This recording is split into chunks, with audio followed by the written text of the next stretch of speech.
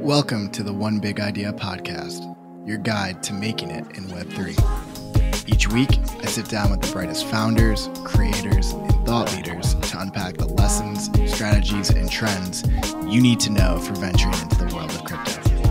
This episode is brought to you by Rug Radio, the world's largest decentralized media company, changing the way creators build, distribute, and own their content. To learn more about this creators first community, visit Rug Radio at www.rug.fm. How are we doing? We are live on Twitter Spaces for the season finale of One Big Idea. This is easily the most excited I've been for any episode, having my boys Daniel Allan and Reo Cragun here live in studio in their respective virtual studios. How are we doing, guys? We're good, doing man. Good. Busy ass week for both of us, but we're super happy to be here, man. Thanks for having us. Super stoked. We got all the boys in one place. Let's go. all the boys in one place. So before we dive in, we're going to definitely touch base on criteria and you know how we got to that point. Let me do a little bio reading. You know, I always like doing a little bio so that you guys can you can react to your bio, see if it's still in place if we missed anything. So Daniel, you're up first. The Louisville, Kentucky-born artist Daniel Allan first got into music by recording local rappers in a self-set-up studio in his bedroom closet. Recording sessions eventually turned into production lessons for the young producer, and the hip-hop beats began to take shape as full-fledged electronic productions. Daniel's forward-thinking, genre-bending electronic sound draws inspiration from his life experiences and sphere of influence. In addition to being an artist, Daniel is a Web3 pioneer. You could say that again. Who took his career into his own hands by being one of the thought leaders in the music NFT landscape. Daniel created waves in this new frontier with his 2021 EP, Overstimulated, which caught the attention of publications such as Time Magazine, where he was dubbed as creative, working on a new lifeline for independent musicians. As a developing artist, Daniel has garnered over 20 million streams globally. He's excited to keep pushing his boundaries sonically and in the Web3 space to create a unique audiovisual experience for his listeners. Daniel. Damn. Welcome. That was a great intro. Yo, thanks for having me, man. Yo, I'm so bad at taking compliments, so sitting through that for like a minute was crazy. So I honestly did it in part just to like see what your reaction was going to be. But Reo, you're up next, and I didn't know this, Reo, that you're from Vancouver, Washington. I don't know if we talked about the fact that I lived in Seattle for 5 years, so I'm very familiar with where Vancouver is. Because you got to drive right through it to get to Portland. You do. Yep. You definitely do, man. It's like right there on the border of the Columbia River. Exactly. The other Vancouver, the Vancouver that no one knows about. I'm pretty sure I actually met someone else when I was in London who's from Vancouver. I'm going to figure out who that was because I guarantee that you guys probably know each other. It's so small. Yeah. Yeah, dude. Yeah. So, all right. Well, your bio's up next, Reo. So the Washington-born artist, songwriter, producer, and multi-instrumentalist, Reo Cragun, surveys life's ups and downs without a filter of fear in his latest studio album, Diary of a Loner. Reo initially invited audiences into his world on the 2017 mixtape Growing Pains. Not long after, Billie Eilish, people have heard of her, notably invited him to open her Where's My Mind tour, while Flume, people have heard of him, recruited him for a series of impactful collaborations. He has since amassed over 250 million streams globally and has received widespread acclaim from Paper, Uprocks, Hypebeast, Pigeons and Planes, Earmilk, Complex, Ones to Watch, and more. On the Web3 front, Reo is the founder of Loners DAO, an artist collective that onboards talent into Web3 and curates weekly music NFT releases. Reo has released over 800 NFT editions, generating over 115 ETH. Reo, what the fuck is up, dude? How you doing? Let's go. Dude. No, I'm hyped. I'm super hyped to be here, man. So excited. Amazing. Yeah, it's been a long time coming since we actually have gotten up. I've been trying to get on the podcast, man. It's been a minute, and we're definitely we've got some fun things in store for season 1 that we'll tease out a little bit, but we've got, this won't be the last time you see Daniel and Reo on the pod, that's for sure. But cool, let's get started because we've got a lot to cover, and you two may be some of the busiest people in Web3 music this week, so I want to respect your time and try to get this within an hour. So to start, would love, Daniel, you can start. Just what was your inspiration for making music to begin with? I know from my understanding, like you had some music leaning parents. How did you get into the space and ultimately decide to make a career of music? Yeah, I mean, you kind of touched on it a little bit. I definitely grew up in somewhat of a musical household, not necessarily like the most traditional kind. So like where, like you said, both of my parents were in music. They were also like immigrants. So it was like this weird dichotomy where they both did it growing up, but then when they moved to the US, they kind of realized that none of the things that they were doing there transferred. So kind of growing up in my household, it was very much like, got to be a doctor, a lawyer, or an engineer. But music kind of just naturally gravitated its way into my life, kind of with every big milestone throughout it. So like, the first memory, right, outside of like my parents playing music was in second grade, and my brother gave me his iPod Classic, and he's 15 years older than me, so he's kind of, when I was a kid especially, he was very much like the curator of the music that I enjoyed. So he put me onto like Rakim and LL Cool J, Nas, and Biggie, and like a lot of the early rap inspirations for me. And then kind of like you mentioned, I was recording artists in middle school, was recording artists in high school, and I think around the time of college is when I really wanted to try to make it a career. And so instead of me doing like the conventional, I'm gonna, get an internship and do all those things like a lot of my classmates were doing, I just decided to do the whole go to LA, crash on people's couches, send 35 cold emails a week, just see who would be kind enough to take sessions with me, who's curious enough to take sessions with me. And then, moved here January of 2020, here being Los Angeles.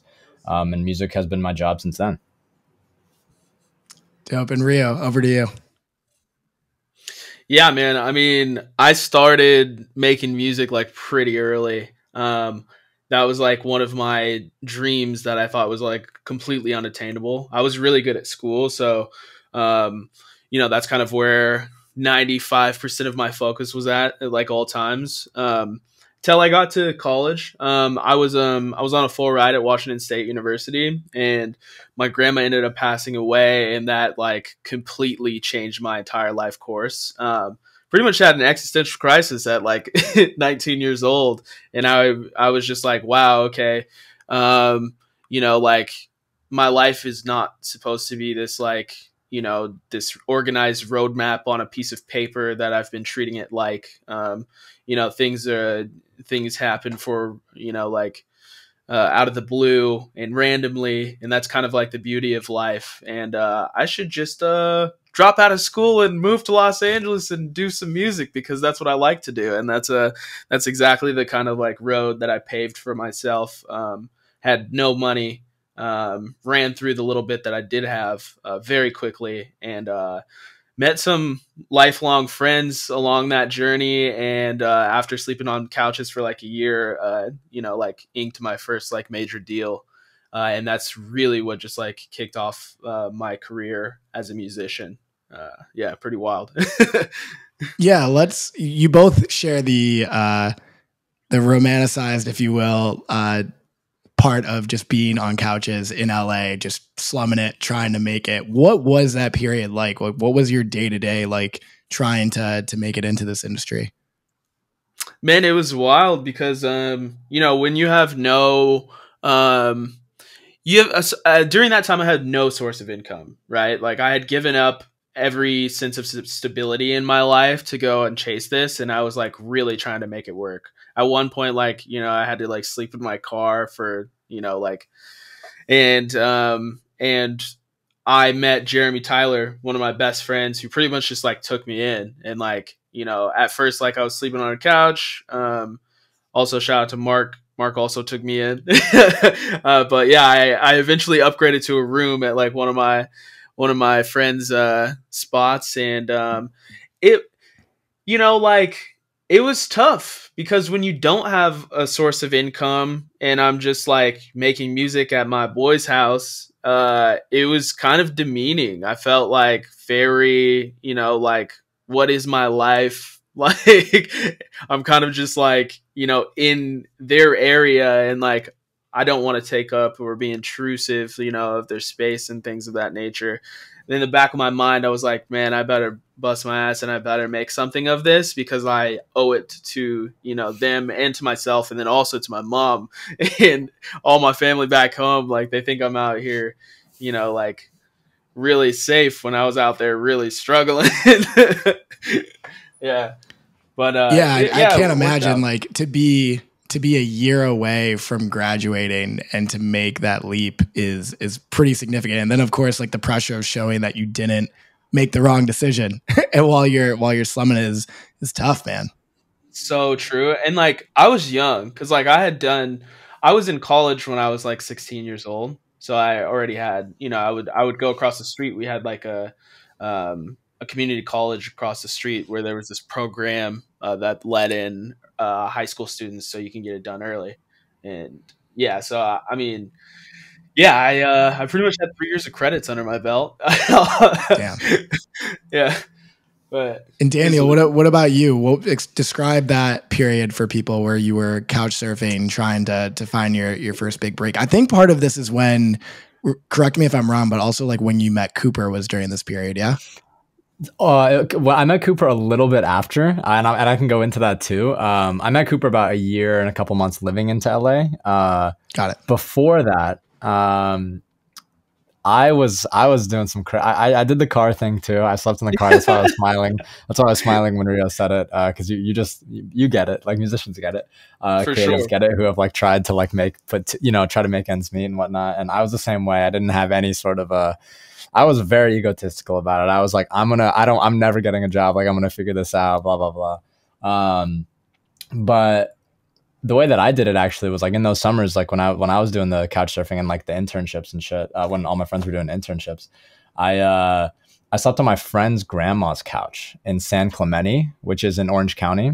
And the way that I would set it up is like towards the end of the school, about every January or February, I would start to get the itch like, oh, I need to be in Los Angeles this summer. And so that's when I would start doing all these cold emails and try to like set up sessions. And I would always just try to get way too many on the books, like in the events that like either someone would cancel or whatever. So I remember, but then what happened is no one canceled. And so I started having sessions that were, I would do like 3 sessions a day. So I would do 8 a.m. to noon, and then I would do 1 p.m. to 5 p.m. And then I would do 7 p.m. to 11 p.m. And then I would drive back from 11 p.m. to 1 a.m., sleep on the couch for like 4 or 5 hours, wake up, go on a run, and like leave San Clemente by like 6 to get to LA by 8. And the only people, and I did that like the entire summer.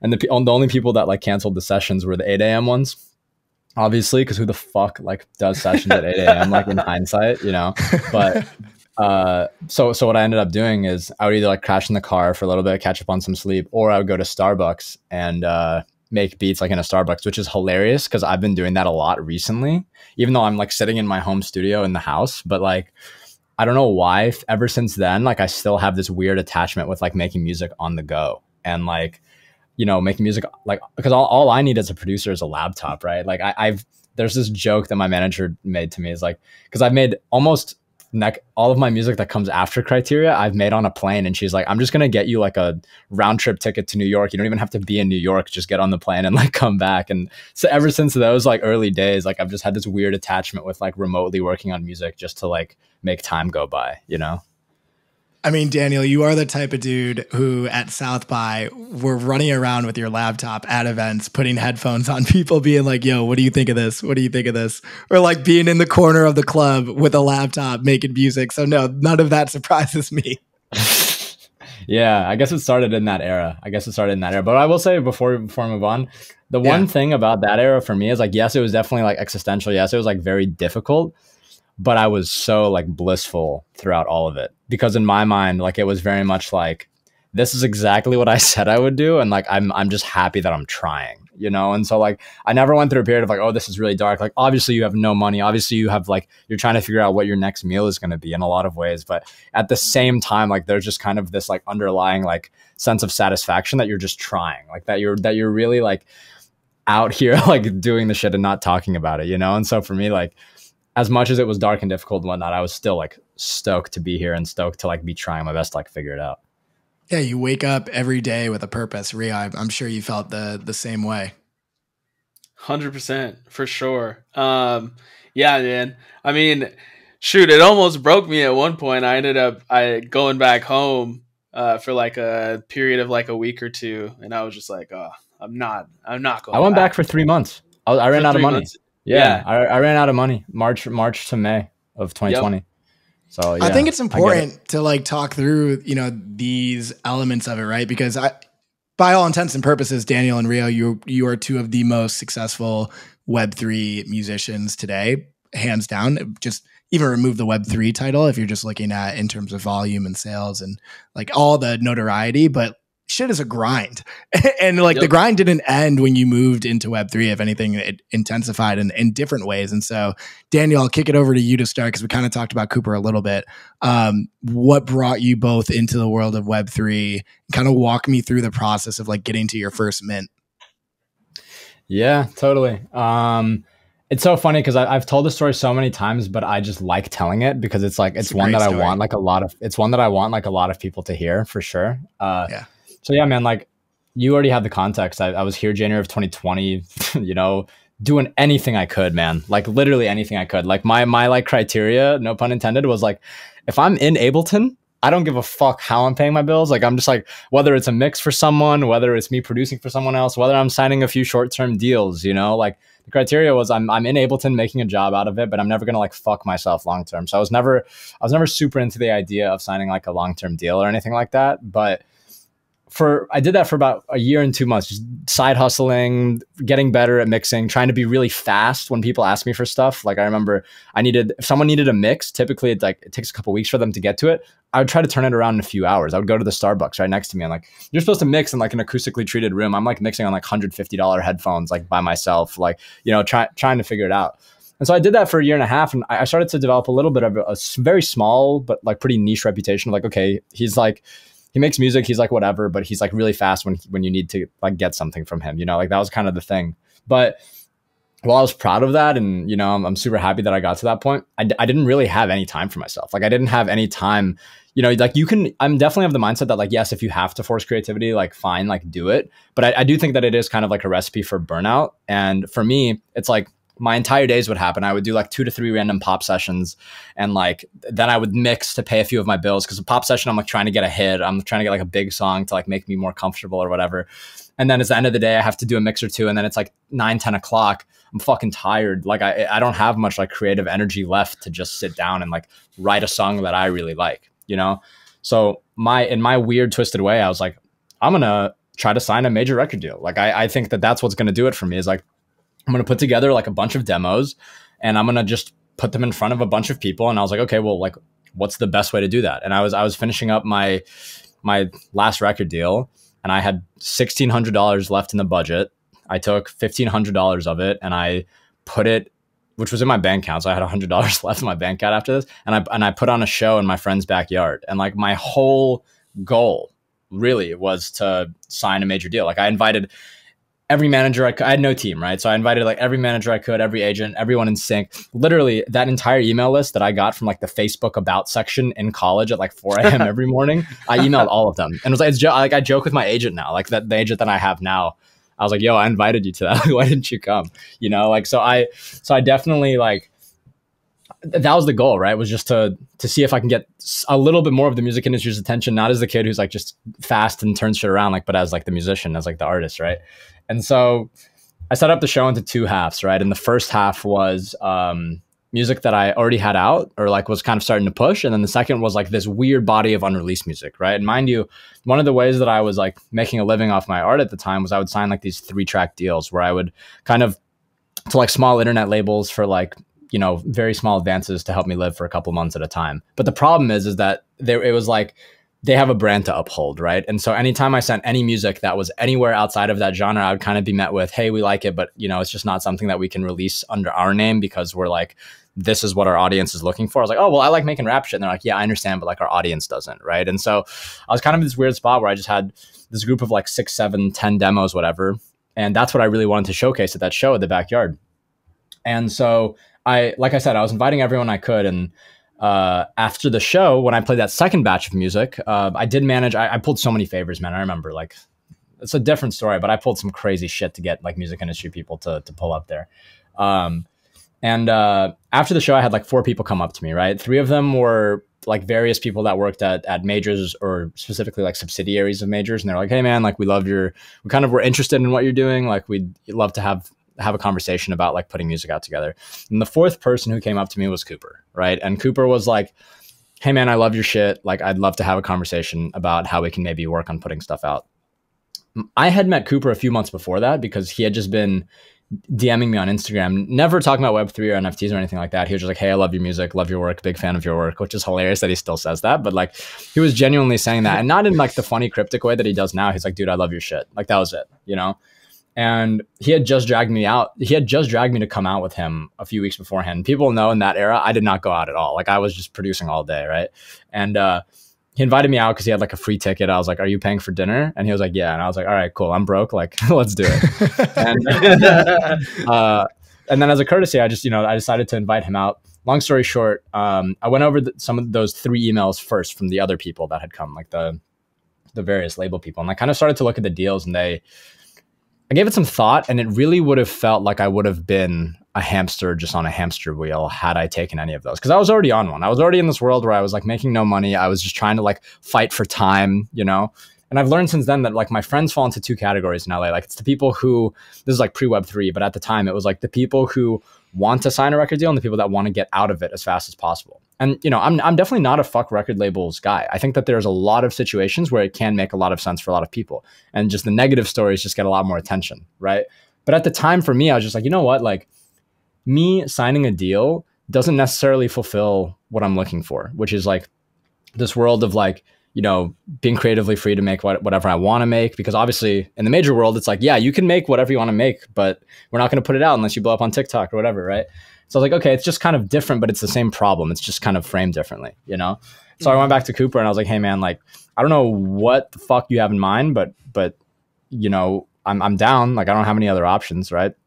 And he was like, okay, yeah, you should drop NFTs. And right. And my only kind of frame of reference for what an NFT was at the time was Beeple, right? Like in January, I think of that year, Beeple had done 5,000 days, right? And he sold it for like $69 million. And I was like, listen, man, like, I make beats. I can't finesse like doing like visual 3D renderings, whatever. That's just not my thing. Like Reo knows how to use Photoshop and shit. Like, bro, I'm so one-dimensional. I just sit here and make songs all day. You know what I mean? Like, that's all I know how to do.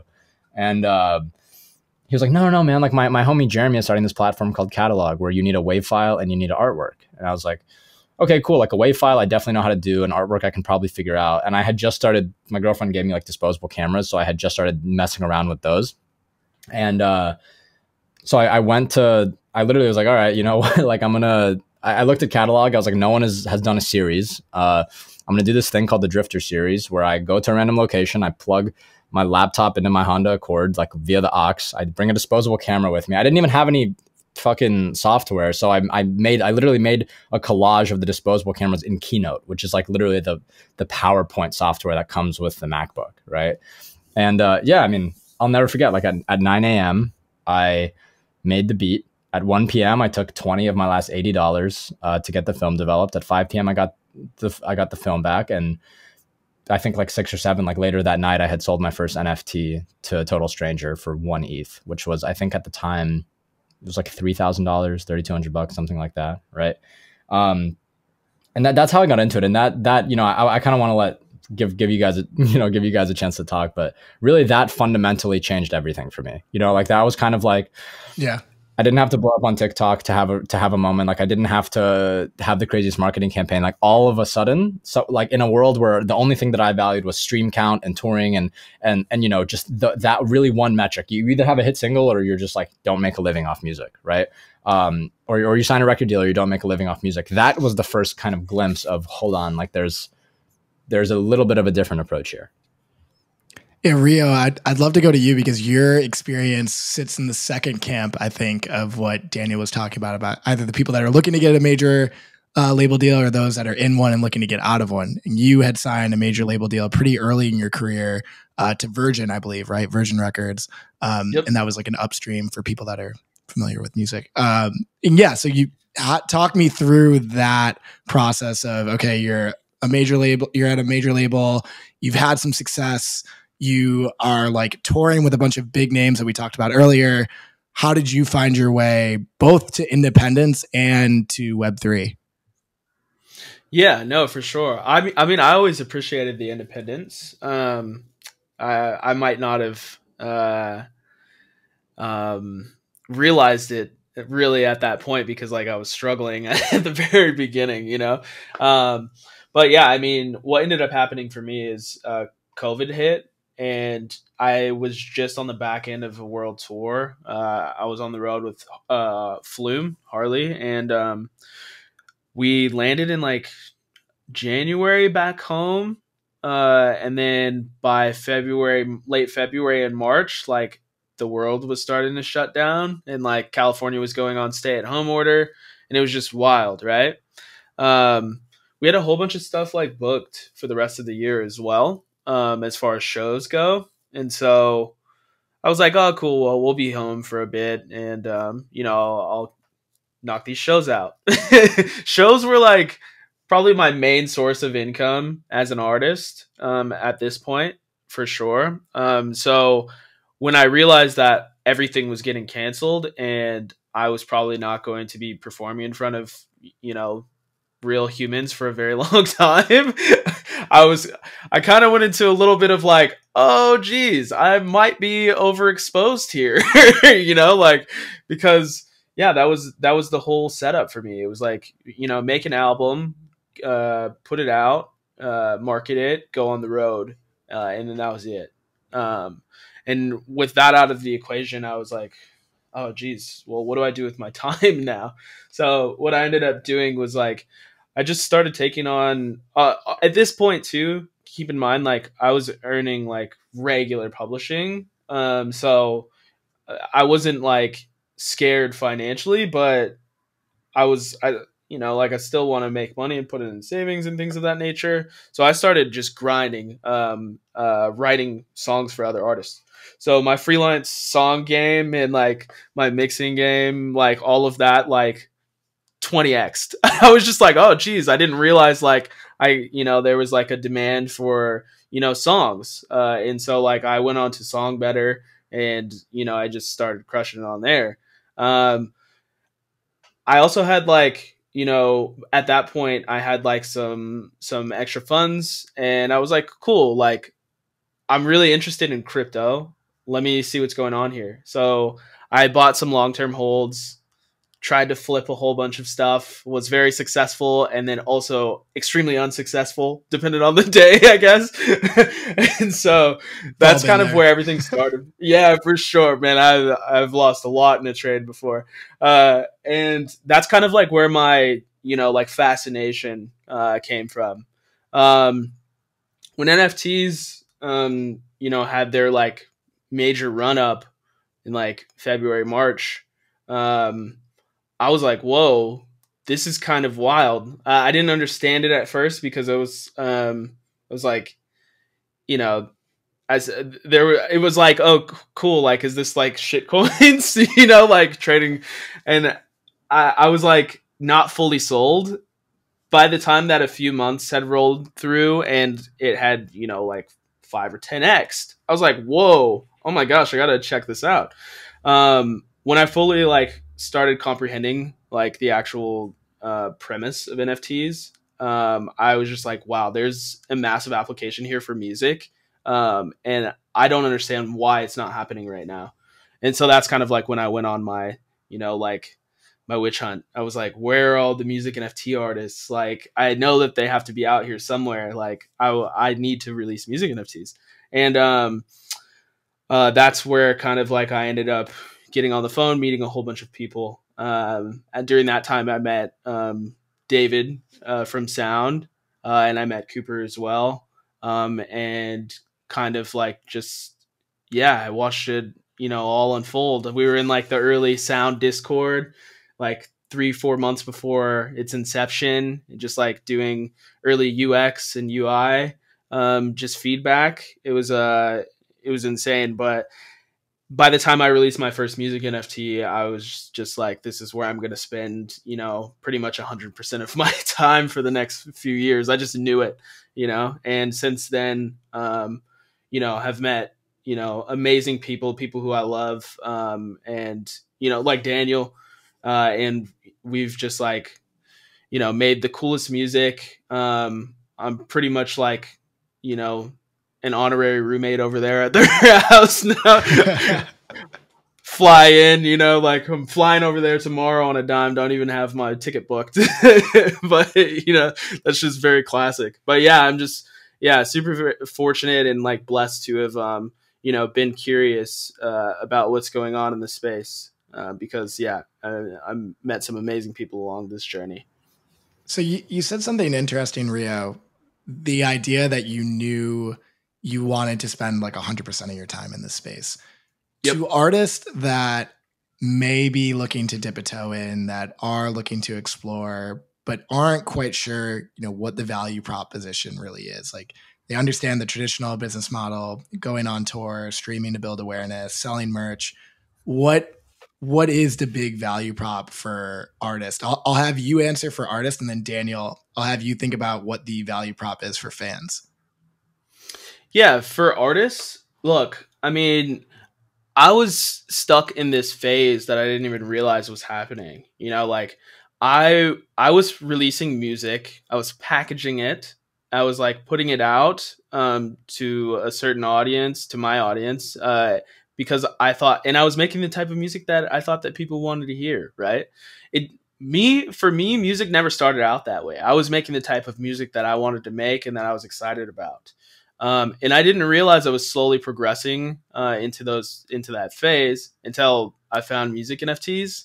And it was like my creativity like opened up again, you know? And yeah, since then, like I've been making some of the, you know, the most, you know, like personally, like to me, I think some of the coolest stuff that I've done in a long time and stuff that I'm really proud about and just excited about, you know, like I haven't felt this way about music in such a long time. And I think part of that is because, you know, like I can get extremely creative in different ways than I can like in traditional methods of releasing music. And, you know, like if I have an idea for a music NFT, there's a whole bunch of stuff that hasn't been done, right? Like all I have to do is put in the hard work in order to like execute it and like bring something like that to fruition. And not only does that, you know, like maybe help me in the short term, but it also can benefit a whole bunch of other creators, which is like something that I'm, you know, it's so cool. Yeah. So. Yeah. Daniel, anything else to add on that? Yeah. Yeah, I mean, I would say in the short run, right, for the fans, the simple answer is like better music, right? Because artists are kind of empowered to make shit, you know, that they really genuinely care about. But outside of that, right, like even if you think about it for both sides, I've said this a few times recently, but you know, you guys all know that like Spotify Wrapped just came out, and you know, for on the artist side, at least for the fan side, it's pretty dope because you're able to see who your top artists are. Like you're able to be like, oh, like I listened to Drake, he was my #1 artist, and you know, The Jig Is Up by Reo Cragun was my favorite song of the year, or whatever it is, right? But like at least on the artist side, right?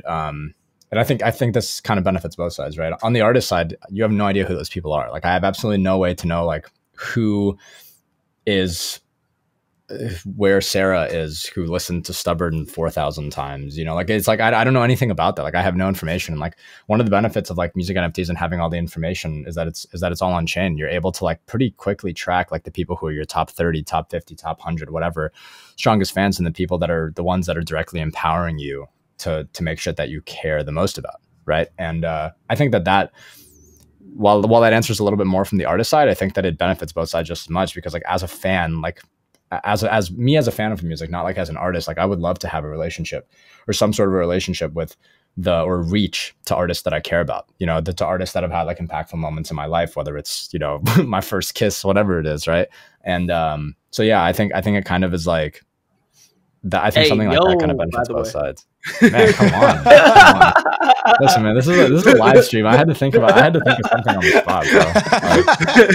Like, dude, come on. Yeah, I mean, you're so right. I mean, like even you know, thinking from that perspective too, like I mean, both of us have Daniel and I both have like our, you know, personal holders chats. So everyone who collects our music NFTs, you know, like I guess if you want to say like the top 10 percentile who we engage with, like they hop in this chats and like we chat every single day. It's pretty cool. We talk about like new drops, kind of like some of the ideas that we're having along the way. tease like new stuff that we're working on, and ask for feedback too, which is kind of cool sometimes, and like which you have not like traditionally really had access to do. I never had that arm, you know.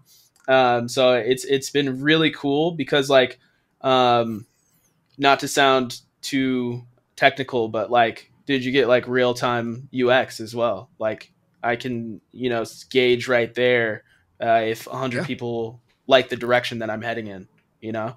Real time feedback on it. Yeah. Yeah, I think there's a few elements just from a fan perspective and having worked, you know, at Venice Music, as you both know, why we encourage so many artists to get into this space.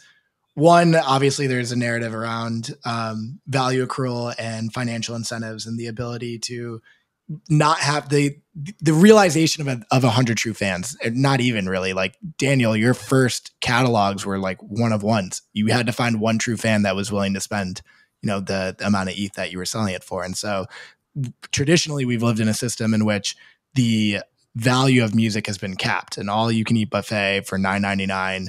And really, like, that system works for just consumption. But what we're building here in Web3 is a much deeper relationship and valuing music in a way that it hasn't been really valued before. And so from an artist side, yes, the value accrual is important. I think the real-time feedback, getting to know your audience, I think a lot of people would be surprised that Daniel, as you mentioned earlier, you have no way to access your true fans on these streaming services. When you go on tour, all that information is held by like Live Nation and Ticketmaster. You're not getting any of those direct communications. So even if you wanted to reward your fans, you know, you're reliant on building out your own systems, like email addresses and things like that are not native and add more friction. And then from a fan perspective, now I'll just speak from my own perspective of why I got into music NFTs. I distinctly remember collecting both of like early NFTs from both of you. Daniel, yours sticks out because it was the first listening session on Sound XYZ with Overstimulated. And it was very much like you jumped on the Twitter space, you were able to hear directly from the artist. There's an entire community that's built around this EP that's about to drop. You all listened to it together and you're like, oh, this is like a moment. Like, I get it. You were building context back into a space that used to be faceless. Like, it used to just be, you put on Pollen from Spotify and you're just listening to music, droning out while you're doing whatever you're doing. It's like, this forced you to listen. This forced you to have a relationship with the music and with the artist. And that has been one of the more fulfilling things. Like, financial speculation to the side, totally agree with Cooper's thesis around like rookie trading cards and all of that. The fact that it's like brought a relationship back to music for a lot of people is one of the things that continues to stick out for me. Yep. Completely agree. Yeah, I remember that too. I was in there with a failed transaction. I remember it all too well, man. No. One still stings. I will say that I have a stinger from that as well, in that, like, I think it was a point, I forget what, 0.1 mint or something like that. And I had sold it for like 1.5. And then, you know, the floor now is at like 3 something or something higher than that. I remember telling Coop maybe like a month ago, and he's like, you have any regret? I was like, yeah, asshole. Maybe like, let's not talk about it. I haven't sold any Daniel or Reo NFTs since. So lesson learned on that one. That's so funny. Yeah, I mean, look, from also the fan perspective too, or just like contributor perspective. I really don't like the word fan, but yeah, contributor holder perspective, right? There's multiple different I guess benefits, you know, and it just depends on like the person that you are. Like, you know, you're gonna have people who speculate. You know, you're gonna you have people that want like the direct communication, the direct line of communication, and you know, a few other reasons as well. I mean, yeah, I will say, like, even like, you know, if you were an early Daniel collector, like, you're probably sitting real pretty on floor price, you know, above mint. And then same here too, you know, like almost instantly after sellout of like my last project, it was like, you know, you were 15x over mint price, and maybe even more now. But it's like, I think like, you know, you have multiple I don't know. It's just a different ball game, and it's been really cool to like be a part of. Yeah, and that is part of the thesis. Like, I don't want to discredit the speculation at all. Like, in order for it to be a healthy NFT ecosystem, the accrual it's intrinsically tied to financials. Like, the fact that it's pegged as an NFT, it's crypto, it will have a financial component of it. And so it has been great to see people that took those early bets be rewarded for that, because, you know, where Reo and Daniel were early on in their Web3 journey is very different than where they are now. And so being an early supporter of that, you know, there is a reward that comes with it. I do want to move the conversation to building community, because it is something that we touched on a little bit for both of you. You have your own holder chats, you're in there communicating, you know, you have some of the most loyal communities that I've seen in Web3. And it might be for people that are coming from like the PFP landscape, or maybe they're not in Web3 at all, it may seem a little bit different, because you're really on a level playing field when you're in these Telegrams or Discords communicating with everyone, and you're all tied around this love of music. I'd be curious how you both think of cultivating that sense of belonging with your communities and keeping them engaged when there is so much noise and new drops and all these things happening. How do you keep that being a place where, you know, they want to come back to day in and day out? Rhea, I'll start with you. Yeah, I mean, it's fun for me. Like, I'm on team transparency, right? Like, I'm someone who works really hard behind the scenes, like as hard as I can. I like making the most quality, you know, music that I can, and then also pairing it with like great art direction. You know, I'm pretty vocal about like things that I'm working on. You know, as often as I can be. And then also, you know, like, when it comes to community building, like, one of my passion is literally making music, and that's like, you know, like why I started Loners DAO, and it was just like an excuse to bring a whole bunch of, you know, other creators together, and a lot of people who just love music together, and that is like, yeah, it was just a really natural experience. And since then, like, kind of like, I think if you do things with like really good intention, and if you put a lot of effort behind it, like, the community just comes like a magnet, you know what I mean? And we've been seeing that. I think like the both of us have been seeing that for sure. Because, man, at the end of the day, like, people have bullshit readers, you know what I mean? Like, if you can gravitate towards something that's like honest and truthful, and like, you know, people who have like good intentions behind whatever they're doing, bruh, it's, I think like, you know, it's going to be hard for you to not community build. Yeah. Yeah. I mean, I would say like the analogy like I just thought of, right, is like, so I think Reo specifically does a really good job of this. I think one of the better ways to build your community is to participate in other ones and to get involved in theirs, right? I think in a lot of ways, that's like what Loners is built off the back of. And like, my comparison that I can think of for myself is like, when I first moved to LA, like, I did so many sessions, like hundreds and hundreds of sessions, and you do all of them to find what your group is, you know, like, you do a bunch of them, like, you maybe meet the friends of the people that you're having sessions with, you like start to explore a bunch of different crews, so you're like giving your time, right? You're giving your time and your energy, and then eventually you're going to find like your tribe, you know, or your like group of people that you really fuck with.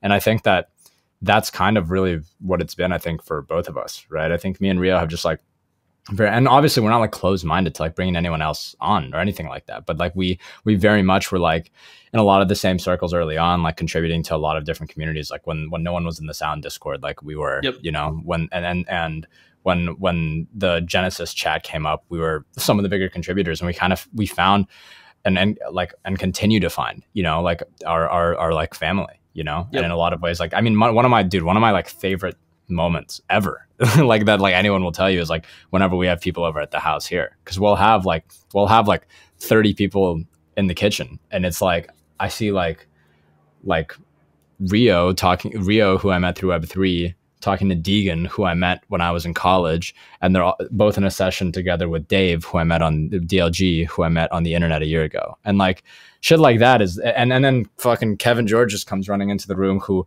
I met through Reo on the internet, and now he's just over here just as much in the past couple months. And like Kevin's working on music with Lucas or whatever it is with Bloody, right? And so to me, like it's definitely very much like a growing family. But I think we've all contributed to like helping each other, you know. 100%. So that's what it's been for me at least. Yeah. You hit at the core of something, this spirit of collaboration, which feels intrinsically tied to Web3. Do either of you have a thought on why that is? It feels just like at the core of Web3 music is this idea of collaboration. I think in a lot of ways we need each other, right? You know, I think that the space is so small, right, that it gets kind of lonely to just kind of be doing it by yourself, you know? Like that was the case for me, you know, like I was like basically like a one-man team, you know, like it was like, and I'm proud of it. I totally am. Like I really overstimulated was me and Cooper fucking sitting on FaceTime, you know, like figuring it out. We didn't do anything big around that. Like it was just me and him sitting all day trying to figure things out. But my first friend that I met through Web3, who just became like a music friend, was Grady. I met Grady in May of last year because Cooper, who was the Web3 kind of godfather in that way, where he was just like he was like a matchmaker, really. It was just kind of like, you know, you guys should find a way to work together. And like he was someone that I met that I was like, oh man, like Grady he like wants to try shit with music NFTs, but he's also just really good. Like he's also just like, he was one of the first people that I met that I was like, oh my God, like music is your job. Like, holy shit, like this is unbelievable. Like you have a house, like whatever. Right. And it definitely, for me, it kind of, you know, as much as I'm happy to be in my own bubble and experimenting and whatnot, like everyone that are like my friends or like in the Web3 world are my collaborators just as much. Like I work with every single person that is my homie, which is made it so fucking frictionless. Cause I feel like there are a lot of the times like business can really get in the way of like friendships on the music side. You know what I mean? But because we're all of us are just happy to be making a little bit of money off music, that we're just like, dude, let's just all share this, you know? And so that's kind of, I don't know, that's kind of been the vibe for me. So I think we just kind of need each other in a lot of ways. Reo, I'd love for you to use as an opportunity to briefly talk about Loners, and I'll tease that we are going to have some more stuff with Loners coming in season 1. So we're not going to go too deep into it here because I want to leave plenty of time for criteria, but just a little brief overview of what Loners is and how it really builds on the spirit of collaboration that Daniel was talking about. Yeah, 100%. It started out, which is crazy, like almost a year ago. And it probably was a year ago now. And the initial idea was like, you know, it's going to be a creative incubator, a place where, you know, like we can help onboard talent into the space. And then also like we can all grow together, make music together, and have a good time doing it. And so that's what it started out as. We started working on a whole bunch of projects with 5 community chosen artists, which was like really cool. It was a cool experiment. And more recently, we've transitioned to a curated approach as well. So we still have the 5 artists, but now we've like opened up the community to highlight other like really amazing musicians. And we do a drop like every single week, and it's called Loners Weekly. You know, like I'm not even gonna lie. So like we're 8 weeks deep into it now. And so 2 months. The first week I was like, geez, like we're gonna do like 50 editions. Like, is that too much? Like, you know, like this is a new thing. And it was like gone in the blink of an eye. And like since then, like our community has been like growing and flourishing with you know, like a whole bunch of talented musicians, whole bunch of talented you know, developers and artists, digital artists. There's, you know, we have lovers of music. Pretty much just like if you enjoy music and you're tapped into, you know, music NFTs, or else you want to learn, like, you know, we implore you to get in the chat. And yeah, we're all learning together and kind of like building this out. And it's been just like such a really cool experience. You know, in the last like 2 months, you know, we probably have like close to like 130 people in our like Telegram chat now, which has been like, you know, where I spend a lot of my time during the day now. It's the most like active like chat that I am in as well. And it's great to go there and not have like a bunch of is price going up, financial speculation. It's just people tied together by like their love of music and who's going to be, you know, the next drop and what's the plans. And like everyone has a role to play, and you both do like a really good job of validating your communities of like, yes, this is a place that you belong, and like your contributions, like bring your ideas forward. And it's been really, really cool to see that flourish. So I know plenty more coming with Loners. I have been a little butthurt to miss like the last 3 drops. So I'm like constantly sending David from Sound like, hey, we need like all these feature updates so that I can like see and make sure I can beat these bots because I earned the pre-sale, but we'll move past that. It's all coming. We're moving towards the end of the hour, so I do want to spend the rest of the time talking about Criteria. Super excited about this 8-track EP that is coming from the both of you. Not sure which one of you wants to take it, but would love to hear first how you met. Yeah, how you met and how this idea came to be. Man, I need to work on my elevator pitch because I end up just going way too long. I got time if you got time. Yeah, we got time. Yeah, I mean, cool. Basically, the way you mean, what do you mean, like the way, like the origin story of how we met entirely? Yeah, so start because we haven't really gotten to how you guys got connected. I know you got reintroduced during Overstimulated, but how you met and then how this project came to be. So yeah, that's actually how we met. So I knew of Reo's music in college. Like I had been like the first show I ever went to was a Flume show, so I had been like a fan of his for quite a bit of time. And then I in 2019, I think, when they dropped their project together, their 3-track EP, it was definitely like I was listening to it all the time. It definitely like inspired me to like actually try to get cracked at production. Like that's what I was like, oh shit, like I need to learn.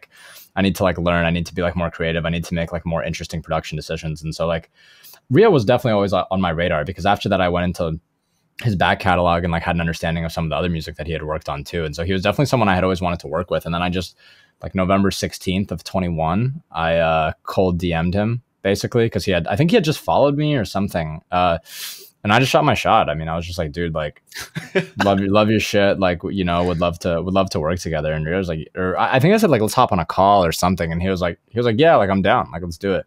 I think I called him like, I was in Denver working on some stuff with Big Gigantic, and I think I was just like I had a pack ready, and I just brought it to him, like showed him a few beats, and like I didn't really have anything in like a rap catalog at the time, but Reo was one of the first people I was like, yo, like if you want to kind of get into that bag, like he was one of the first to like encourage me. He was like, yo, like I feel like you have the chops to like probably figure it out if you really wanted to, you know? And so yeah, I mean with Criteria, like obviously like I mean just by nature of us being in Web3 together, like he ended up, you know, he came to my house. I don't remember, maybe it was February for the first time or something like that, in LA. And it was just kind of to hang out and like to work on a little bit of music and see what happened. And that's where we made Supercharged, which was like the first single off the project. And that's where we were kind of looked at each other like, all right, that worked, you know, like that kind of worked out. And then, yeah, I mean, Criteria specifically is a project that, you know, Reo, feel free to add whatever. I mean, we've been working on it for, you know, close to a year now. It's seen a lot of turns, but it's definitely brought out the best in me, I would say, on the production side. And I just hope that Reo feels the same way. Yeah, no, 100%, man. Yeah, it's been really cool. Yeah, it's wild. Like the time that you're talking about at the crib when we made Supercharged, like I feel like that was like your first or second week in that house too, which is pretty funny. Like, yeah, it was. Yeah, for sure. Because I remember, I think Dave had rolled through Vegas or something like that. Oh yeah, so that was literally the second week in the house because Dave had moved in a week late. Yeah, so that was mid-March then. Yeah, for sure. And like he was, and we had breakfast that day. He made it to the house, and I was like, I took a flight out there like a couple days later. Yeah, so yeah, but no, I'm super stoked on this. Like, you know, it's been a long time coming, and we've been working on stuff for a very long time. So it was like, you know, definitely time to put out like a body of work. And we put a lot of effort and like, you know, I guess just like care into the project. We went to Joshua Tree to kind of button it up. We had like a few days out there. We went to Bali worked on a little bit out there. Yeah, this project has been kind of around the world already, which is pretty funny. But yeah, I'm just stoked. I'm super stoked. Yeah, I mean, if we really wanted to, like, we could have 2 EPs like right now, you know, in terms of like the amount of like demos that are outstanding and whatnot. And like I mean, I would say we probably have like 20 to 30 songs together that we've made, and like narrowing it down to 8 is kind of funny because it was originally 7 when we were in Joshua Tree. And then there were no features. It was just me and Rio. And then Grady pulls up to my house, makes this chorus in like 5 seconds. And I was like, and then we kind of hijacked it, and we're like, okay, let's have having Grady as the only feature on the project is a big deal to me, because like I said, he was one of the first people in music that like believed in me, and like definitely one of like my first friends in that world. But yeah, man, I mean, since then we've already made a couple songs, like the Loners drop that we did, Stars, we made on FaceTime together. I'm just kind of like, shit, like that one's kind of good. Like, man, I don't know. So I don't know. I mean, we definitely have a really cool workflow, I'll say. Yeah, we had a moment after we made Stars. We were like, dude, should we put this on Criteria? So where does the name Criteria come from? Like, for people who haven't been familiar with the Mirror post or your Twitter threads yet, what's the genesis of that name? Yeah, so I'll touch on this one. So what ended up happening was just like a lot of this project is like based around self-awareness and just really being in tune with what's going on. And I guess like kind of like lyrically how I was feeling. And, you know, like I worked my ass off just to be like 100% upfront and honest in the last like year and a half. You know, like this, you know, the grind in music and FT land, like, is a pretty strict one. You know, like you have to, you know, not only make the music, and, you know, creative direct the artwork, you know, like build community, be very vocal and engaging and just present, take a whole bunch of outside meetings and whatnot. Like you're wearing a whole bunch of different hats, you know, like, and I think, this project, you know, and this year in general taught me a whole bunch about myself that, you know, like maybe was dormant for a while. And I guess like, you know, in the last few months, like I feel like people have really, you know, like more been giving me a little bit of flowers, which has been really cool. But it was like, holy shit, like, okay, cool. Like, you know, like it was because I put the work in, and like, I guess like that was like, the title track. It's like, now they're taking me serious. Like, I guess I fit the criteria now pretty much. And that was just, you know, I think a testament to the hard work. But yeah, that's where it comes from. And everything else is kind of just based around that world. And not every single song is like criteria, by the way. Like, we get pretty introspective. We talk about, you know, like, you know, this girl that I'm seeing, like, who I'm really quick to gas up, but then like also at the same time, like, I'm bad at taking compliments. So like, on the other hand, I'm like, but don't go gassing me up. Like, it's okay if I gas you up, but dude, yo, come on. Don't give me no compliments. Don't gas me up.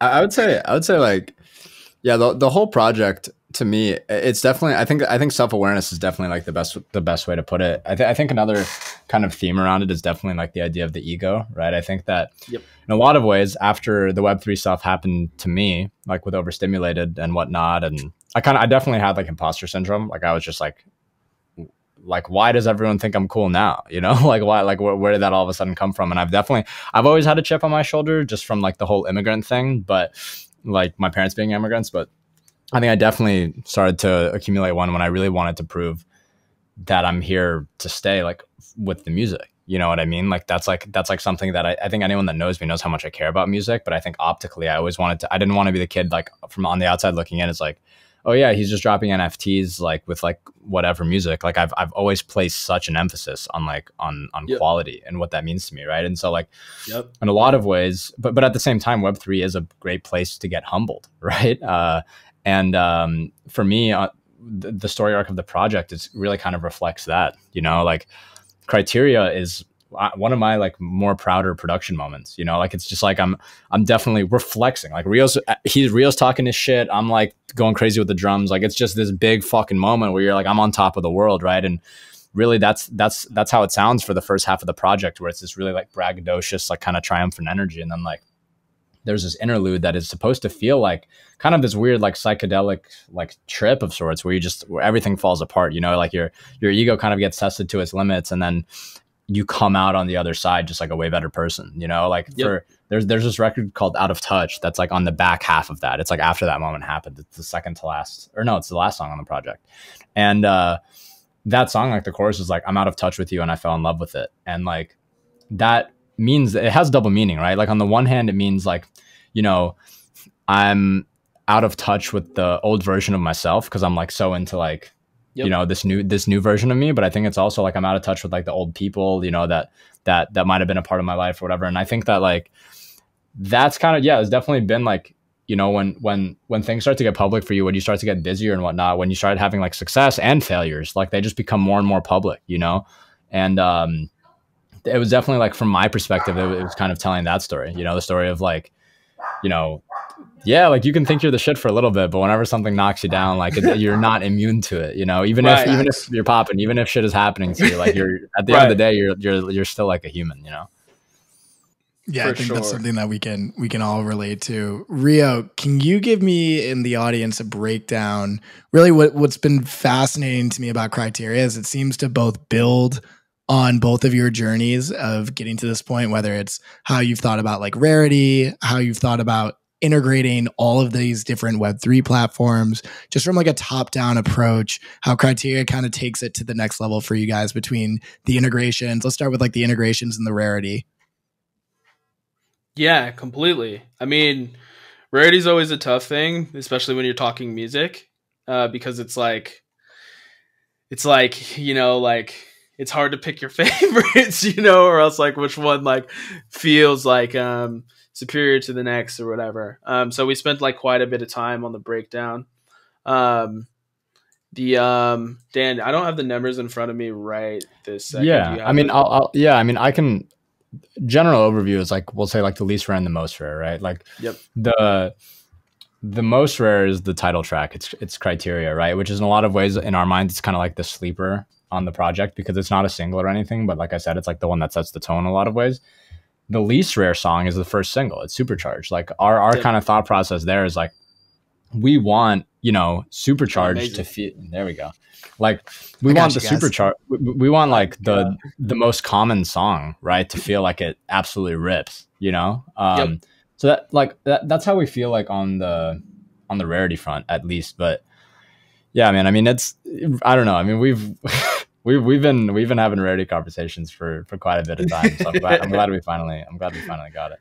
Right. It's just such a fascinating even conversation to be having. And for people that are new to Web3 or new to music NFTs, they may be, you know, this idea of gamification and rarity within music is fun to play with. Like as a collector, in the same way that you have rarity, it's analogous to having rarity in PFP projects. And, you know, there are certain traits that are more rare than others. And so it creates different trading strategies and which ones to go after and different floors. And so it gives music a different layer that you don't get when you're just, you know, putting it on streaming services. So this might be a new concept to some people, which is why I wanted to spend a little bit of time on it. Yeah, because I mean, you know, with the traits and like with the art, you know, like that's it's a little bit more straightforward, you know, like you can easily tell, which is something that like feels more rare just based off of like, you know, the visual representation. With the music, it's a little bit more complex. So like, you know, the visual rarities like are always just like, you know, pretty straightforward. But it's like, dang, like where do you plug in the music, right? And yeah, we took a lot of time on this, but this is where we landed in. And you know, if one of the main theses was to like, if you know, we weren't thinking as the song as common, let's say like that. We wanted the song with the highest supply to be super catchy and to just be like a really enjoyable experience, right? Because like you know, if you got a slapper, nothing feels common. You know what I mean? Right. Yeah. So no, that's a good way of thinking of it as well. Would love to touch base on the phases and give people a timeline of what's coming this week. So you've broken the launch of this criteria into 3 phases. There's the OP phase, the first pre-sale, if you will, which starts on the 15th. The second pre-sale, which is starting on the 15th as well later, and then the public sale. What was the purpose behind having 2 different pre-sales, and how does it delineate between what is the criteria, pun intended, between the 2 pre-sale? Yeah, I mean, I can take a stab at this. I would say like it's twofold, right? So 2500 is a very ambitious collection. Like it is definitely like the most that me and Reo have ever done by far. Like obviously my biggest being Glasshouse that I did on my own site, Rio's being Frameworks. It's a huge step up for both of us, right? And so we wanted to find a way to we wanted to find a way really to make sure that everyone could get involved, but also like have a drop that we think will like be successful. And really what we wanted to do is like for OP, so that first pre-sale, we're calling it like unofficially, we're calling it like the OP phase. OP stands for overpowered, obviously, and it's like one of the songs off the record. Yep. We wanted to basically find some sort of a world where we're obviously, you know, that bots are like a big, you know, sort of like somewhat of a problem. So we wanted to find a way to like get like more additions into the hands of collectors that we know are going to be there for a long time because they've given a track record of being fans of ours in the past. And so the first presale was designated to like, okay, who are people that have collected both, that have collected more than 10, either Daniel Allan or Reo NFTs, right? Like collectively they own more than 10. And we wanted to kind of, you know, give them a little bit more priority to be like, look, you guys have been there from day one. We know that like, it's not going to be like botted in that sense. Like we're able to have people that we know are going to be like super solid collectors and fans. And then the second pre-sale and the public sale, I think are just like any other drop. But I think we just wanted to add that little bit of nuance because the last thing we want to do, because in a lot of ways, right, like people look at me and Reo and they're like, oh, like you guys are in some ways like the face of music NFTs. And a lot of people look at what we do and they, you know, that's really like what motivates me, I think, just as much as it motivates Reo, is building out a blueprint for other people. And the last thing we would want to happen is to like have some sort of a situation where like a bot owns a majority of the supply and then is controlling the floor, right? And so for us, it was kind of some sort of a way to mitigate that, and at the same time to reward people who are like have been a part of the project for quite a while. Yeah, because I mean, you know, like I said earlier, like you're gonna have people who speculate on this, and you know, we think it's gonna go pretty quick. But I mean, we wanted to, you know, definitely reward current holders. I think like that was the main premise behind all of this. And in order to qualify for the first pre-sale, if you hold one piece of Daniel's or mine, you definitely qualify as well. So yeah, that was like something that was high on our priority. That was also the rationale of the free mint, is because it's like kind of, it is like you kind of alluded to a few times during this, Austin, is like, we do have like a little bit high floor price. So it is like difficult for new people to get in. So we wanted but we also wanted it to be cryptic, and we didn't want people to like take like super big advantage of it, especially like bots and whatnot. So we were just like, okay, let's give people like one last opportunity real quick, not make too big of a deal of it, see what happens, and like give them the opportunity to at least get on like the regular pre-sale, you know? Yep. For sure. Yeah, it was a perfect teaser. It was impossible to gamify because there was no announcement for those who don't know, the 2 free drops that happened over the weekend. There was no like inclination that this would then give you the ability to have pre-sale because you would have a Daniel or a Reo NFT. So I love how you guys thought about opening up access without tipping your hand a bit, which is a difficult challenge. The partnerships, the Web3 partnerships, I've never seen anything done like this before, where you have partnerships across the entire spectrum. So between Bonfire, Sound, OnCyber, Spinamp, Apreggi, there's a lot going on. Can you, for the ones that you've announced what you're actually doing with them, Sound, you know, we know because of the protocol and that's who the minting contract is going to be, is already announced. Yep. But any of the others that you can talk through? Yeah, I mean, we're announcing all of them this week. So I mean, we can go over all of them. There's no like, we're just going to go into bigger detail in the post. But like, yeah, I mean, generally, right?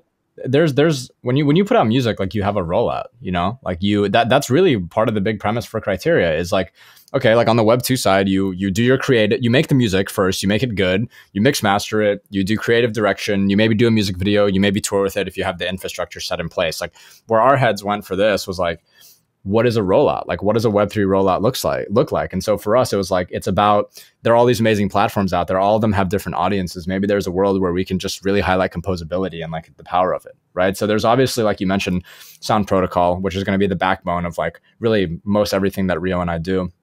Then there's Bonfire, which is where the site is propped up, right? But then there are these other new players that we wanted to find interesting activations with. So OnCyber, what we're doing with them specifically is we're doing like a 30-minute virtual concert, if you will. And we've created like a virtual world for the project. So basically, I don't want to give too much away because I want people to experience it, but you have like this virtual world, think like kind of Fortnite. You can go around, listen to like a lot of our music NFTs that are already out. And then there's going to be kind of this big piece in the middle of it that you can't really miss. That's going to be like a bit more of a minting experience. And I built out like all the audio for it. Like this, it's like this whole 30-minute thing. It's really fire. Not gonna lie. And then it is fire. I disclaimer. It's we had a close friend. We had a close friend help narrate some of the radio stuff. And then for Spinamp, obviously, I kind of consider that. I kind of consider that as like the Spotify Canvas almost situation, right? It's like it's a world where you're able to like almost do like a takeover on like an editorial or whatever it is. Like it's kind of a world where you're able to like put a little bit of your branding custom to the platform, right? Have they done that before? I don't think so. I've never seen that on Spinamp. That's going to be dope. Yeah, so there's that. That's like kind of, you'll see it, how it intertwines, I think, with the brand when everything is all said and done. And then there's Apreggi, which is, you know, part of the Web2 rollout could always be doing a splice pack. And so we were like, why don't we just kind of take that on chain? And I think part of that is, you know, we have a pretty dope pack that we're going to be announcing pretty soon. And like, it's a mix of like Reo vocal one shots, a mix of stems from a few of the songs. And then we're probably going to do some sort of remix competition as well. So it's really just like, how do we keep composability up? Like, how do we have what feels like a little bit more of like a proper rollout? Reo, I don't know if you have anything to add, but that's like, yeah, I mean, honestly, +1. That's definitely the premise behind it. I think like this whole project was built off of the back of collaboration, you know, and we also wanted to incorporate that with the rollout. You know, there's people who like everyone here, we like really respect. All of these companies like work super hard, and we're just super stoked to be rolling it out this way. I'm very excited about the listening experience with OnCyber that's going to happen. Like Dan said, you're going to be able to mint, you know, directly from the listening experience, which is going to be really cool. You can also mint from this main Bonfire front end as well, which is just cool. It's just different. And then, you know, custom skin from Spinamp, and I just rolled out like a cool activation with Apreggi just this last week. And it was so much fun. We're incorporating something even bigger here, which is, I'm really excited about. Yeah. And I think, you know, like I said earlier, the collaboration is like a backbone of this project. And I just wanted to emphasize like that's just something that's important to the both of us, and we're stoked, man. We're super stoked. I'm stoked for you both and for the entire team. I mean, this certainly takes Web3 music to a whole nother level. We haven't had a release that, to Daniel, to what you were saying, like has a legitimate release strategy across multiple platforms and products and ways of bringing people in. And I guess to end on that note, what is like your one hope for Criteria? Just generally, you look at the end of the project, what is the one hope that you have looking back 6 months from now? Daniel, as you're smiling, you get to go first. I have like a not PC answer and a PC answer. The not PC answer is a hit. Hell yeah! Hell yeah! I think that, because I don't want to sound arrogant in saying that, but I think that I've always been in the mindset that you like for Web3 music to have a bigger moment. Like I'm truly a big fan, like a song or an artist or whatever doing well, and I feel like me and Reo spent a lot of time and effort into it. And I don't think we've ever fixated on like, oh, we need a hit or we need a big song, but I think it would really help put things on the map. And we are really like, we're just so pumped on the record, you know, like it's like I'm I'm so excited about it. It's like really one of the first times when I'm with my friends, I'm like, give me the fucking aux, you know, like, and I'm never like that with my music. Like, I'm always just like, you know, I'll be chill about it. But with these songs, I'm always like, I want to show this to everyone. Like, I want like the whole world to hear it. So I think, you know, that's one part of it. But I think that outside of it, really, like in a broader sense, it's what I would hope can really help put Web3 music on the map. You know, I think that, like I said, me and Reo have put a lot of time into effort, and beyond us, like our creative director or project manager, like we've had this has been such a huge like team effort for us. And like kind of our hopes as they've been with everything else is just try to build out a blueprint for people to beat us, for people to do a better job, for people to build on top of it. And I think that, you know, to me, this feels like a really big step. It feels like the natural progression for me. It feels like the natural progression for Reo, and just really in a broad sense, I hope just inspires other people to like figure it out and start to get into Web3, start to do their own drops, and start to realize that it's more and more like continuing to be a real way to make a living off your art. Yeah, very, very true. Yeah, I just want to stress, like, you know, this is definitely a moment in time for us. After, you know, like, you know, after you get your music, I think the main thing that I hope people take away from this is that, you know, we came with our chests out on this, and we really didn't come to play around. Like, I think the music is just like so undeniable, like personally. And I think that I hope it opens others' eyes too, like, because this was done to a different level, in my opinion. I think like we just like worked our asses off to make sure we crushed it. And, you know, like when people hear this project, we want them to be like, what the fuck were they on, bro? Like, what is going on here? Turn it up. True. For sure. Well, I can't wait. I may have gotten a little sneak peek, and the music is, I mean, mission accomplished from my perspective. It's phenomenal in every way, and I can't wait to mint. And yeah, before we wrap it up, we always end every episode with asking the guest what their one big idea is. So just across the entire discussion, anything you want to leave the audience with, knowing a lot of them may be new to music NFTs or are your collectors, just one big idea to share with everyone, and we'll close it out.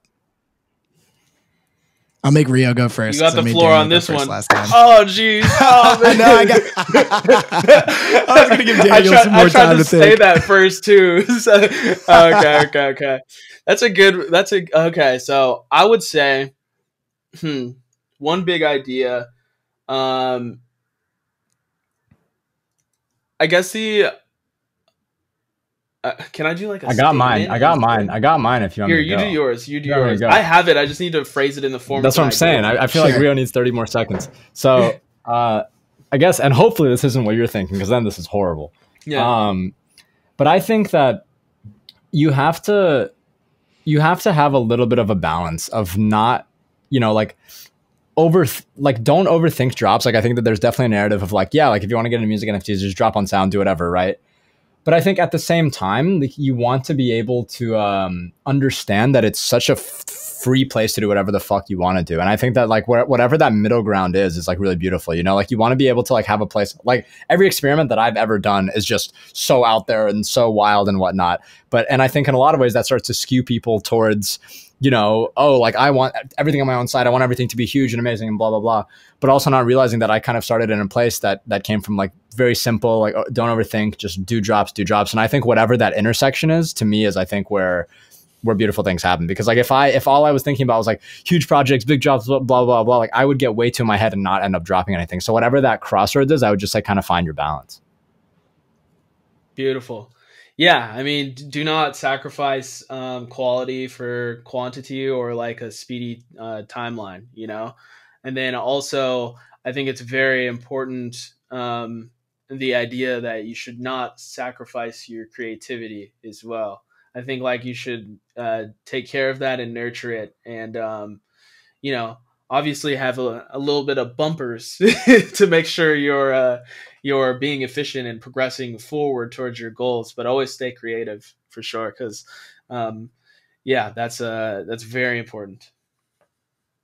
Amen to both of those. And before we wrap it up, where can people mint? So we have up right here, right now, DanielAllan.xyz/criteria. Any other places that people can go to mint this when it goes live? And when does it go live for general presale and public? Same thing for ReoCragun.xyz. /criteria. And then the OnCyber activation through public sale. Yep, and we're gonna be posting when we make the announcement, which I think is later today. We're gonna be posting the instructions for like how to use OnCyber for people who never used it. Really simple. It's just like literally like a video game. But for people who haven't used it, we're gonna put up the full instructions today. We're gonna blast it. So make sure you're following both. I am Daniel Allan on Twitter and Reo Cragun on Twitter. If you're looking for additional instructions, I'll also be posting stuff so you can follow me as well. But guys, this has been incredible. Thank you for being so gracious with your time as well. I know we went a bit over, but this has been a lot of fun for me. So really appreciate you both jumping on. Same here. Thanks for having us, man. Yeah, thank you so much, man. That was great. Thanks for listening to this week's edition of One Big Idea. As a thank you, head to onebigidea.xyz to claim your free OG status NFT. I'll be closing off minting after this initial run of episodes, so be sure to grab yours before they are gone. Thanks again, and I'll see you next time.